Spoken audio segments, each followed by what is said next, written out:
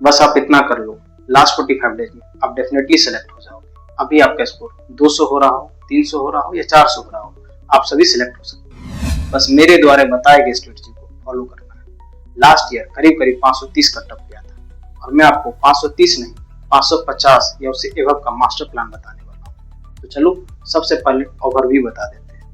अभी मैं आपको जो मास्टर प्लान बताऊंगा उसमें बायोलॉजी के लिए 300 प्लस, केमिस्ट्री के लिए 130 प्लस और फिजिक्स के लिए 120 प्लस का मास्टर प्लान बताऊंगा। तो चलो सबसे पहले फिजिक्स से स्टार्ट करते हैं। फिजिक्स में अगर आपने मात्र 6 चैप्टर को अच्छे से कर लिया तो आप फिजिक्स में आराम से 110 या 120 स्कोर कर सकते हैं। सबसे पहला करंट इलेक्ट्रिसिटी।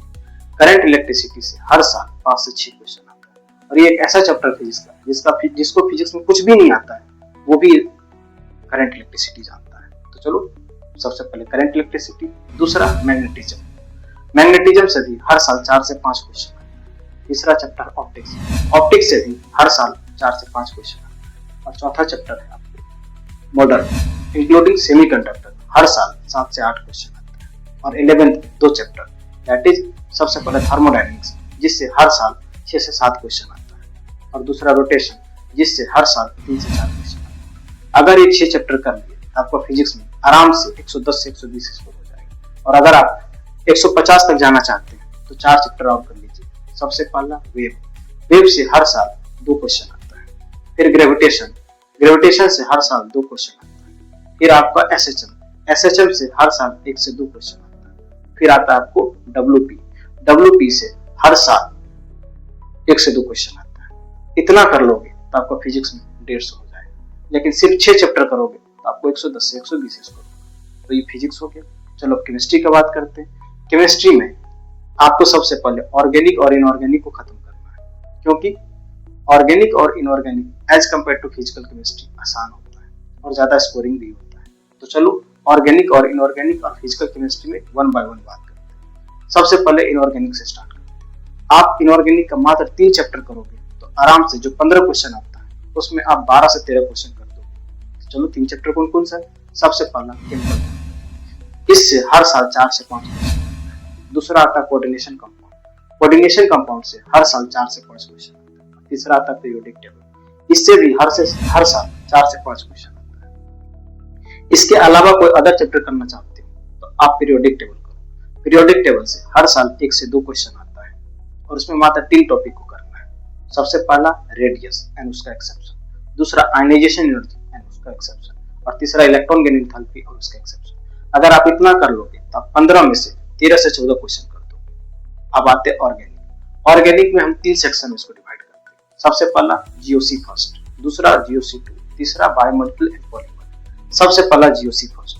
जीओसी फर्स्ट बहुत ही आसान है और इससे हर साल 4 से 5 क्वेश्चन आता है। तो सबसे पहले जीओसी फर्स्ट कंप्लीट करो, then biomolecular and polymer complete करो। ये बहुत ही आसान है और आपको अगर इसमें अब तक नहीं पढ़े हो तो आप मुझे मैसेज करो यहाँ पे, या मुझे आप डीएम भी कर सकते हो इंस्टा पे। मेरा आईडी है बिहारी_MBBS, ठीक है। और इससे भी जो बायोमोलिक्यूलर एंड पॉलीमर से हर साल करीब 3 से 4 क्वेश्चन आता है। तो चलो कितना हो गया? 7 से 8 क्वेश्चन हो गया। रेस्ट 7 से 8 क्वेश्चन जो है वो जीओसी 2 से आता है।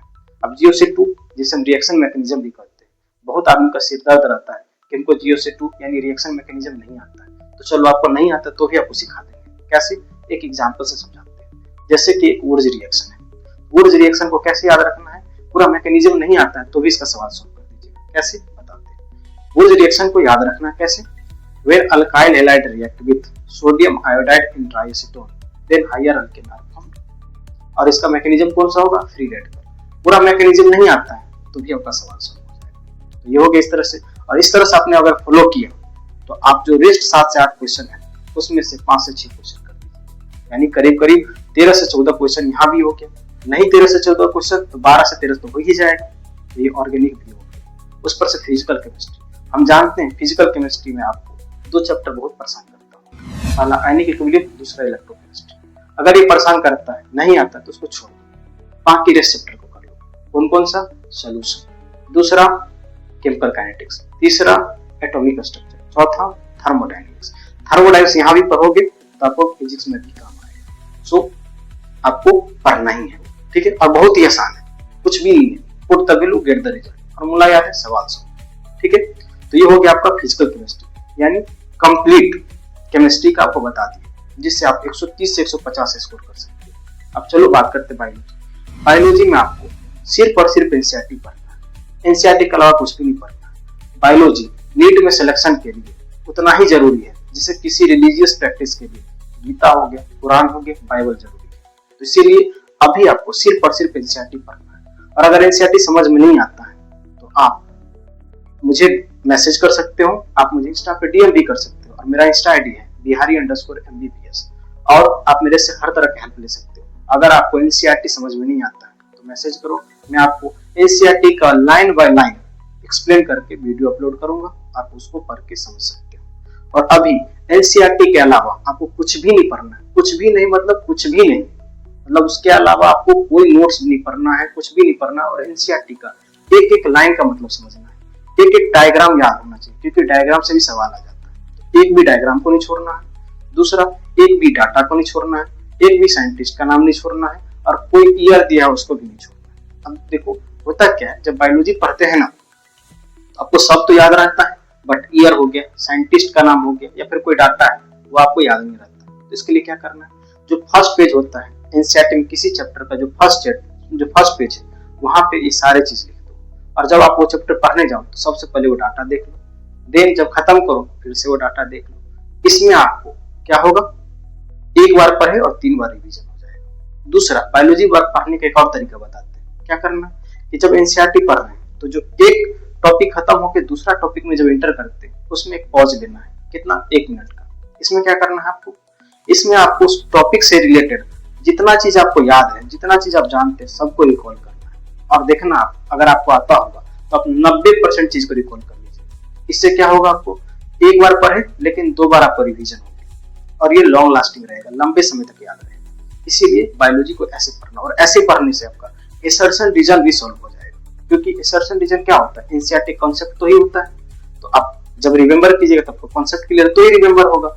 इसीलिए असर्शन रीजन के लिए कोई एक्स्ट्रा तैयारी करने का जरूरत नहीं, जिस प्रोसेस को हम बताएं उसको फॉलो कर लीजिए, आप डेफिनेटली असर्शन रीजन भी सॉल्व कर दोगे। और जो माथा पिची होता रहता है कि असर्शन रीजन सॉल्व नहीं होता है, वो आराम से सॉल्व कर दोगे।